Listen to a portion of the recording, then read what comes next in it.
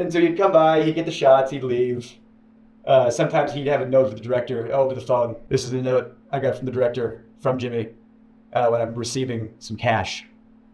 Uh, he said, Jimmy said, can you say to the camera how thankful you are that now you can pay back your student loans? You know how hard it was to do a take of that and pretend to make it genuine? I don't want to have student loans. I don't want to be in a cage. But Jimmy's the guy with the money, and if you do what he says, he'll do what you want. Oh, you want your student loans paid off? You just be in this cage. And you have power over people. When one person doesn't have resources and the other one does, and they hold it over your head, and you go, of course, yeah, I agreed to it. I think Jimmy is a awkward kid who maybe had it a little rough growing up. I can't speak on that, but I do have empathy for it because I had it rough growing up, and I think when you're hyper fixated on something, like I love stand up, he loves YouTube, everyone fixates on a thing, you know. I think he just wanted to be the best YouTuber so bad, and because the industry's metrics, rewarded some not great behavior. If you're just going on autopilot based on what the numbers say, you can do some things that maybe aren't good, but reap reward. And I think Jimmy just did what the industry and maybe what the system that we have set up demanded.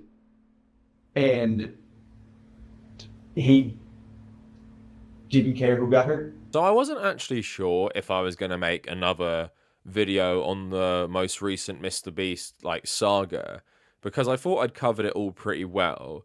So when Dogpack404 uploaded his new video, I was just thinking what could be in this? What could be in this? And will I have to make a new video? I was just assuming he'd talk about more stuff to do with faked shit in the MrBeast videos.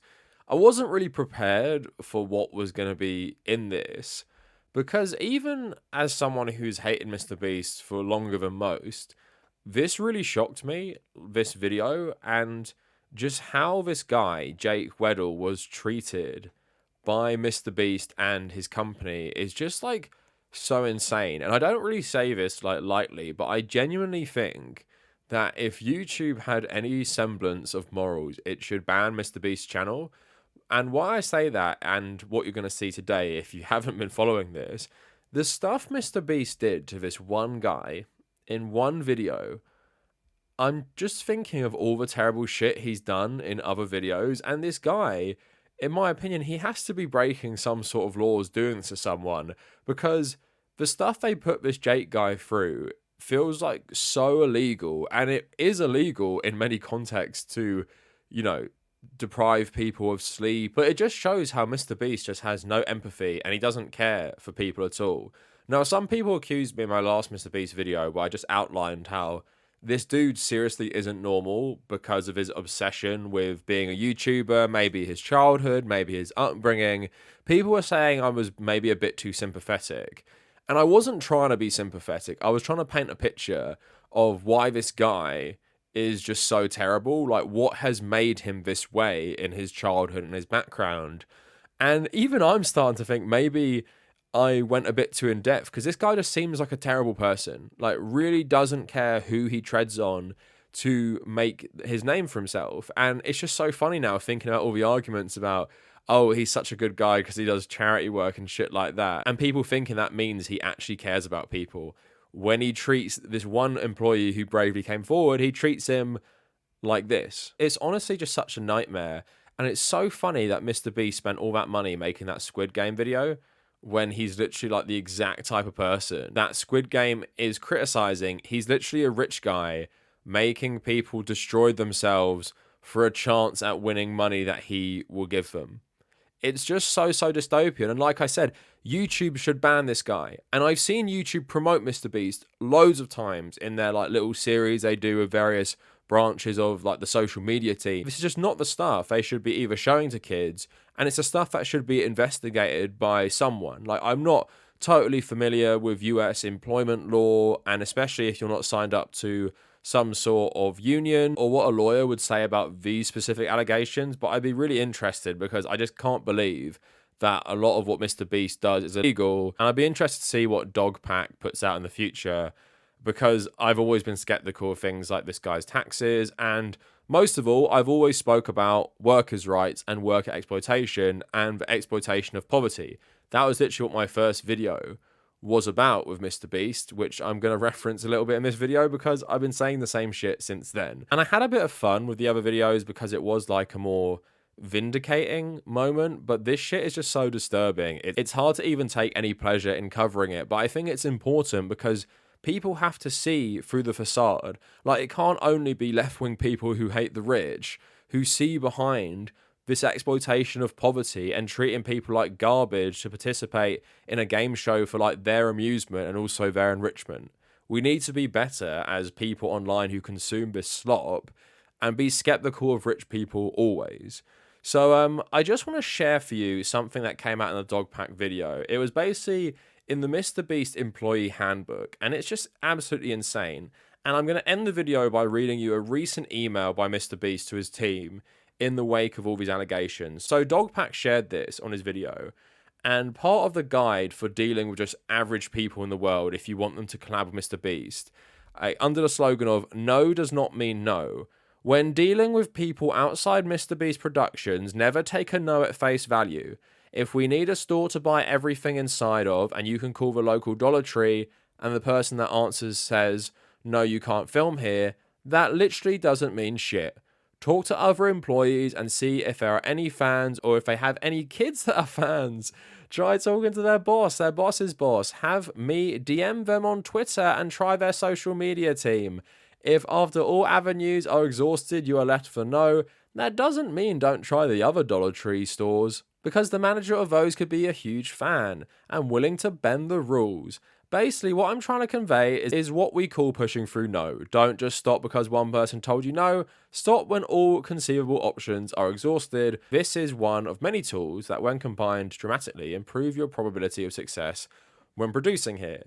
Now, this doesn't really seem like great guidelines for workers at a company. Just harass people doing minimum wage jobs to use the parasocial relationship they have with Mr. Beast, or their children have Mr. Beast, to try and manipulate them into breaking the rules so they can do a collaboration with you, which they get no benefit from, and they might lose their job?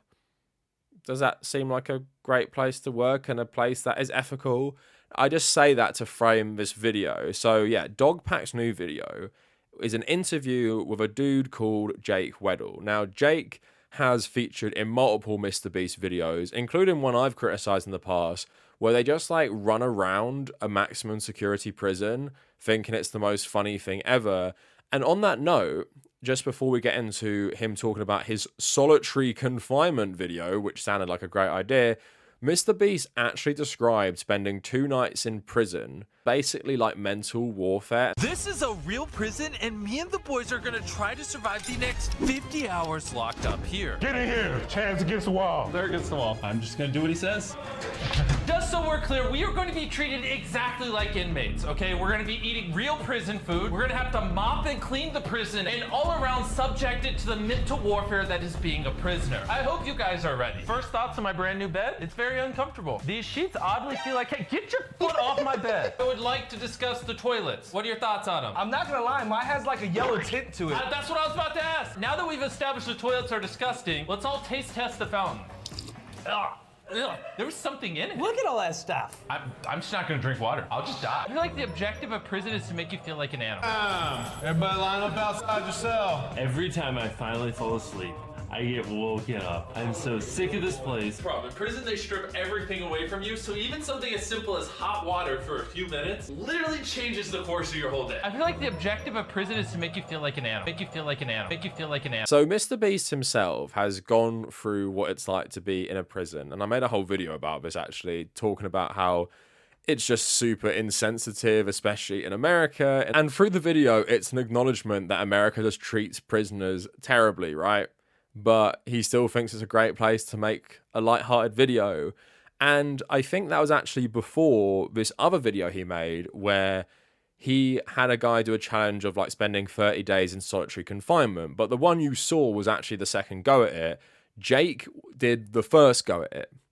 And if you haven't seen the dog pack video, please go watch it. I'm not going to talk about everything here, but I did want to bring up things that were relevant about the working conditions at Beast, and also just how they basically just destroyed this guy with the promise of paying him a load of money. And just some of the stuff they said has no concern for his safety, mental health. The Beast is just straight up evil. Like, I'm not even joking about that. He just is. So on the dog pack interview, Jake initially starts off, I want to talk about this a tiny bit. He talks about how there was a guy who worked at the same level as him, who was older, had a child, but was far more experienced. And Jake went to like management and asked that they should both be paid the same because Jake was getting more. He didn't think it was fair. And they laid off both of them for raising this problem. Yeah, the other thing I talked about was there was another writer there, older comic, black guy. He had a kid. And I got paid more than him, and I thought that was wild because he was older than me, had a child. We're doing the exact same job, and I'm some 20-year-old fuckhead white guy. Why am I getting paid more than him? I brought that up. And one of the things I didn't like about the way some of the Beast stuff shook out, I feel really guilty about the way this like shook out. Yeah, I was talking to this other writer, like, it's fucked up, you know, that's how the pay is, and I want you to get paid more, you know, because you deserve to get paid more. You know, I don't have a kid. And he didn't want to rock the boat. He desperately didn't want to rock the boat. He's just, I like my job. I like, you know, because when you grow up with, you know, nothing, not to say that he did, but I know I did, you know. You get a little something, you don't want to lose it. So he didn't want to rock the boat. But he said, hey man, if that's how you feel, you know, like if that's like, I trust you. He stood with me. He went to that meeting with me. And I said my piece, and he backed me up. I said, I need X, Y, Z, or I'm out of here.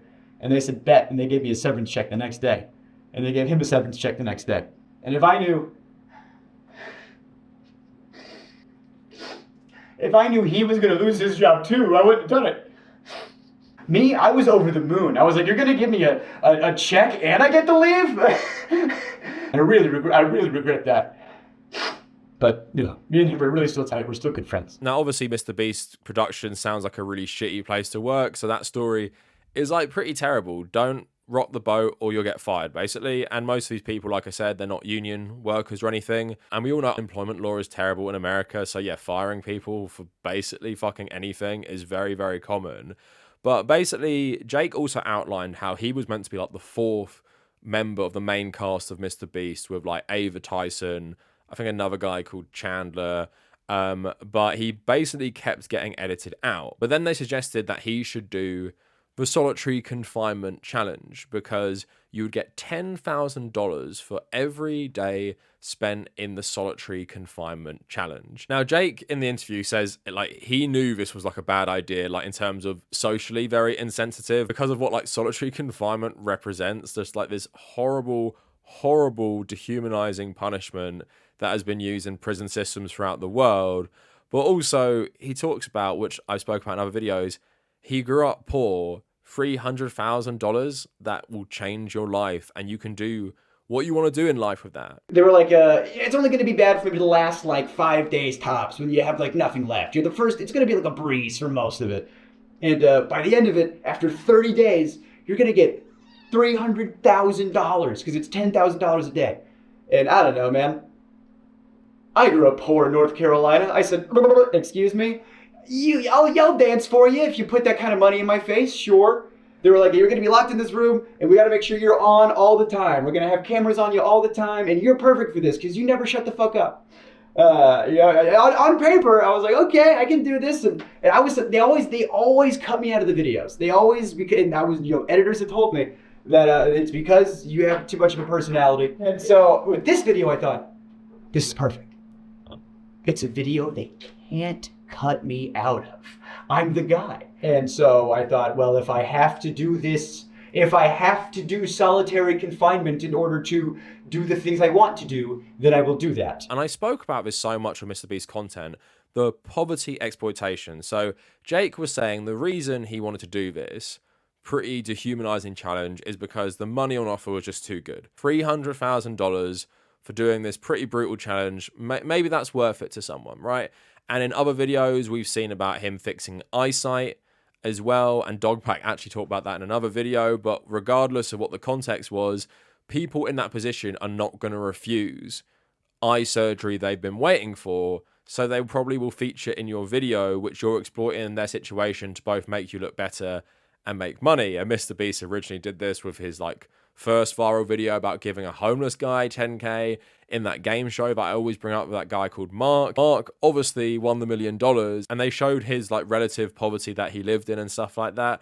And maybe it should say to people like MrBeast, oh yeah, people want to do ridiculous shit when they really need money, and you exploiting that for viral content and money, like, isn't a good thing, and you're probably deeply immoral, maybe even evil, if you're going to actually create a brand around doing this. So although he didn't know at the time, Jake essentially became the guinea pig for the solitary confinement challenge, because yes, this video was never aired because a lot of the producers said it would be like a horror movie, because this guy was mentally deteriorating in, I think, 10 days of solitary confinement. So he talks about like a lot of the good things you saw in the second video, talks about like an ice cream machine and a hot tub, but also talks about, you know, what you don't think about when you're watching that on screen in a highly edited video. And also, they didn't turn off the lights and there was no clocks. So this guy had no concept of time at all while he was in solitary confinement, reminding everyone this is for a YouTube video designed for children. Like, what evil person even comes up with that as a challenge? Clearly the people who work at MrBeast. So listen to Jake talk about it. I get there, and at first it's fine. And I mean, they had just freshly painted the set. You could smell it, you know, which that's probably not good, you know, the smell of fresh paint in your surroundings for the next XYZ time. It looked good on the visual. It looks good on camera. You know, it's movie magic bullshit. It was a terrible facility. I mean, it was in one of the studios. They had to like get like a separate like tank for, you know, septic stuff. Yeah, there was a hot tub in it. Yeah, there was an ice cream machine. Like, things were cool and funny on paper. But when you think about stuff, a hot tub that's not connected to a filtration system, give it 3 days, it's gonna stink. You know, there's not like a hot water mechanism, so the hot tub was a lukewarm tub at best, which was a silly complaint, but the shower was always cold, and you're taking like a quick shower, and I had cameras 24/7 on me, and the ice cream machine, let's talk about that for a second. The ice cream machine has 2 modes, on, and off, reeking of smelly dairy, mildew, like, so I got to choose which sense was assaulted at a time. I couldn't have all of them good. So the little things started to build up. You know, there was like the bug thing wasn't like terrible, but it was a factor. And like at first it was fine, you know, and you're playing it up like, cause you know it's a video. And it got to a point where like they weren't turning the lights off. You know, I asked them, I said, can we like have like nighttime hours? You know, and they said no, because it would fuck up the time-lapse shots. The time-lapse of what? Me sleeping? Or me not sleeping? Yeah, I saw in other videos they did like, oh, you're gonna get XYZ hours of sunlight. Oh, great! Well, I don't know how they figured that one out. I didn't have it. You know, one of the things was you got to take away your clock, so you didn't know what time it was. Okay, I got no access to sun. I got no access to clock. I don't know, like, the lights are on me all the time. I wasn't sleeping. I could not sleep, and I have insomnia problems now. But they might have started there. So obviously that sounds like absolutely brutal. And as someone myself who has like OCD, I can just imagine how so much of this stuff would drive me absolutely insane. Either the ice cream machine noise or the ice cream machine smell. I don't know what would be worse for me, because they'd both drive me crazy. The hot tub smell, not knowing what time it is, having to sit under like terrible, maybe fluorescent lighting you'd get in like a school classroom or an office that never goes off, and not going outside. That is absolutely torture, and that's why it's actually illegal to do this to prisoners of war. It's been long established, because it can mentally fuck you up so bad. Something Jake also talked about in the video is he participated in faking a video before for MrBeast. So he's wondering, why would they not fake this one when it's far more dangerous to him than the other one was? But again, whoever is running Mr. Beast, including Beast himself, they're absolutely evil, and they didn't care about Jake's mental health. Now, this is the most insane thing Jake spoke about, that Mr. Beast came and visited every so often to check on him and give the director notes.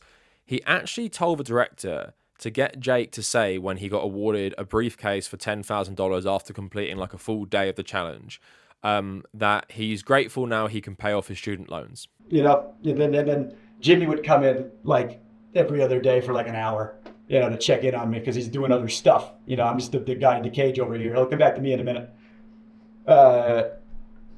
And so he'd come by, he'd get the shots, he'd leave. Sometimes he'd have a note with the director over the phone. That would really piss me off. This is a note I got from the director, from Jimmy, when I'm receiving some cash. He said, Jimmy said, can you say to the camera how thankful you are that now you can pay back your student loans? You know how hard it was to do a take of that? And pretend to make it genuine? I don't want to have student loans. I don't want to be in a cage. But Jimmy's the guy with the money, and if you do what he says, he'll do what you want. Oh, you want your student loans paid off? You just be in this cage. And you have power over people. When one person doesn't have resources and the other one does, and they hold it over your head, and you go, of course, yeah, I agreed to it. I needed it, of course. Yeah, Mr. Beast is like totally evil. He knows what he's doing, and I made a whole video back in the day with Amy C3 where we actually went through Mr. Beast's philanthropy content, and he would do the exact same shit here where he would get people who'd use his food bank to go on interviews, and he'd like give them shit, trying to get their reaction, in a fake way pretend he's overwhelmed with emotion and helping people. As you guys know, we take 100% of the revenue from this channel and put it towards feeding people. And I've noticed a lot of you want to know more about who this food is going towards and how it's helping. This is Lonnie, and can you just tell us what brings you to this food drive? It helps our family out a lot. My dad died 2 years ago. Also, my sister had passed. Me and my kids been going through a hard time. I had to choose between car insurance, rent, cell phone bills, so I choose food for my kids instead of paying any of those bills. But because of this, you don't have to pick anymore. No, I don't have to do it anymore. I appreciate you doing this interview. I also want to just give you 2 brand new iPads as a thanks. If I knew he had so many kids, I would have brought more. It's even just a response to, yeah, I had to choose food over bills. Now I can pay those bills. And it's like, this guy is so poor, he can't afford a basic standard of living. I think that's like bit of a bigger problem that you're just like nodding your head. You're like, oh, you can afford the bills now. That's good. And like he did, I don't even know if that was like the conclusion. Like, I now have, you know, there's a chance that I will have and I can pay my other bills, but it definitely is no guarantee. I don't know. Well, my problem is that it's exploitative of that guy's situation. I would feel so bad showing that me having a conversation with that guy. I would feel bad publishing on my channel, even if it was part of a broader video, because I'm just like, what is the purpose of me showing this? And that's what you got to ask yourself when you're watching this. What is the purpose? Like, because also the thing is, this is a 4-minute. This is a 3.5-minute video. Think of all the editing that goes into this. Like this couple on screen right now. How much did he record of them two? He had to go through all of that and think, what is the best person I can show for my video about the food bank? Oh, here is this guy who doesn't even look excited to even talk to me. He does look like, you can kind of see it in his face. He does look someone who's very overwhelmed. Let me stick this guy on instead. Like, oh, Mr. Beast, I'd be like, no, just give him the iPad, give him the food, and leave him alone. Like, don't use him as some sort of and I'm sure like he asked permission and everything, but it's like, don't use him as part of this exploitation. And like, but it's kind of like the same exact shit. He just wants people to make him look better and make it look like he's doing them charity in context where they're not. So if we go beyond the food bank stuff, in this context, this guy won the 10,000.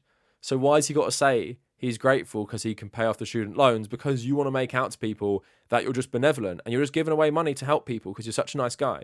Not that you're exploiting this guy's desire for a better life and to win this money so he can escape the poverty he was born in. And that's why he goes through with this challenge. Now, before we talk about this a bit more as well, some people have been saying, well, if this guy found it so hard, why didn't he just leave? He wasn't like literally a prisoner. And yes, this guy wasn't technically a prisoner. And I think part of that is why Beastie Boy would maybe be safe legally, because they'd say, well, he consented.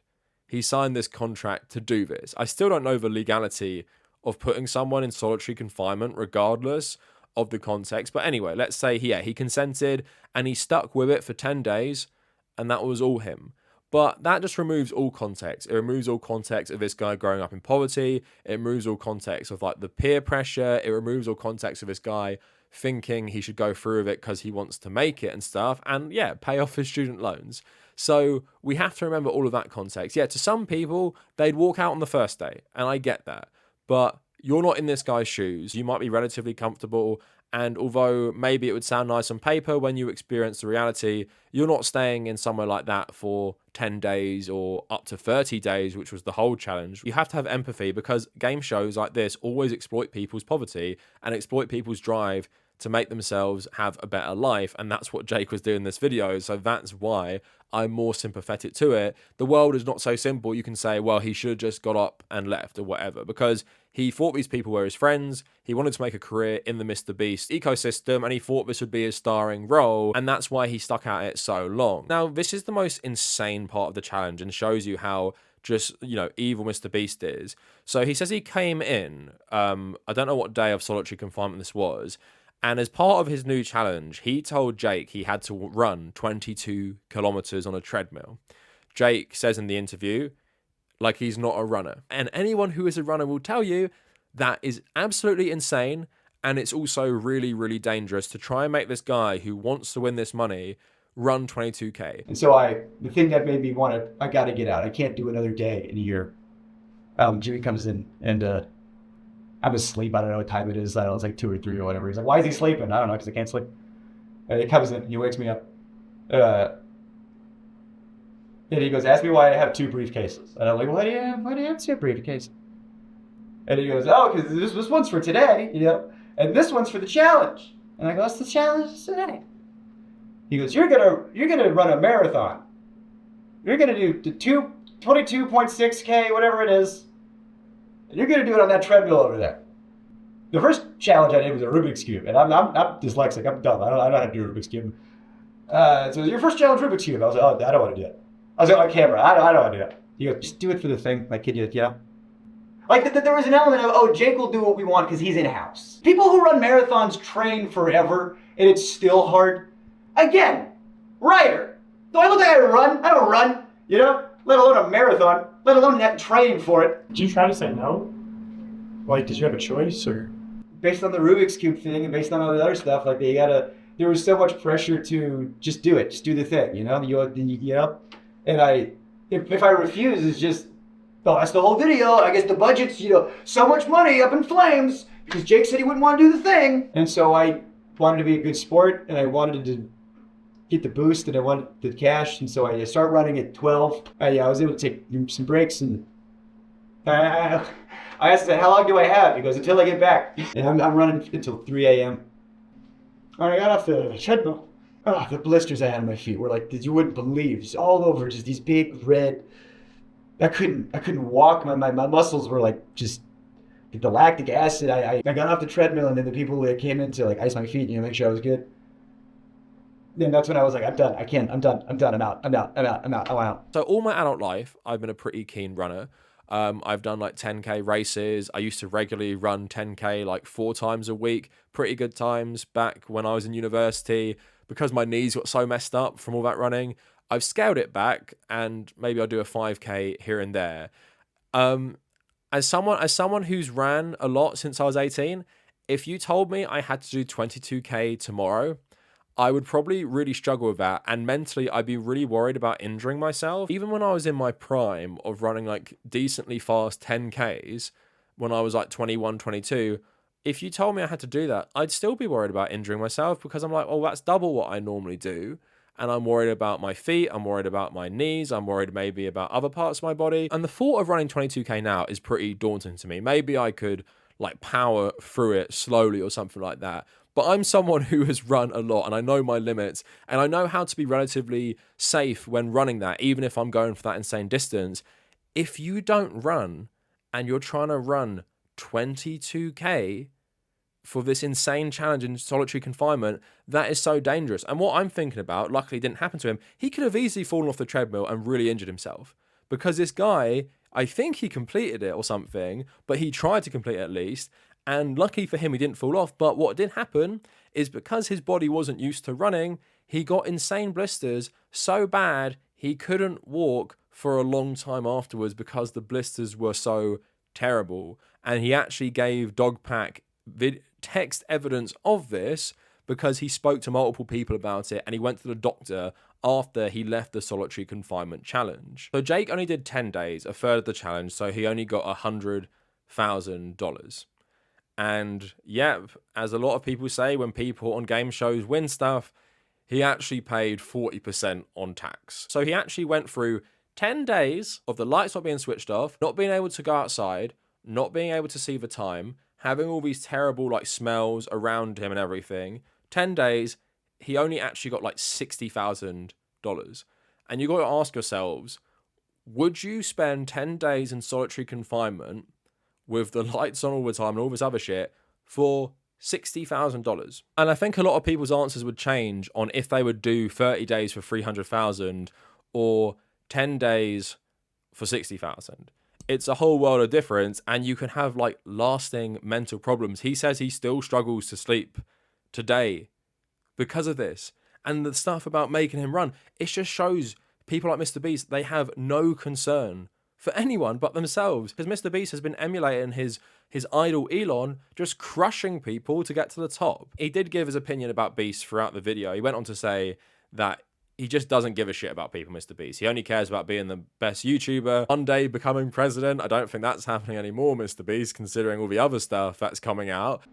I think Jimmy is a awkward kid who maybe had it a little rough growing up. I can't speak on that, but I do have empathy for it because I had it rough growing up. And I think when you're hyper fixated on something, like I love stand-up, he loves YouTube, everyone fixates on a thing.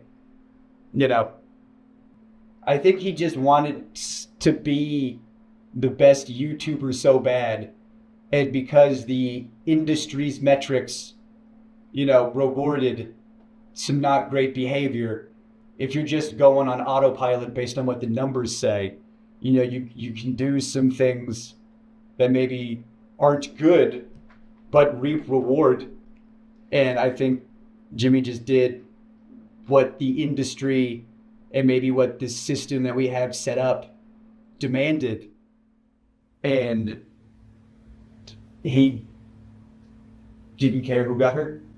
And I think Jimmy surrounded himself with really, really not so great people, and those people were the ones making the decisions. But yeah, Mr. Beast is clearly like absolutely unhinged, and I have no problem saying he's evil, just like his best buddy Elon Musk. And I feel like the charity stuff is so calculated now, because a guy who treats his workers and his supposed friends like this, like literally puts them in solitary confinement for 10 days and makes them do crazy shit, is not a guy who cares about humanity, right? So the charity stuff was always a front. So many terrible people throughout history have used charity to hide their like terrible personality. And I'm sure now most people are waking up to this, but let's use Mr. Beast as a lesson.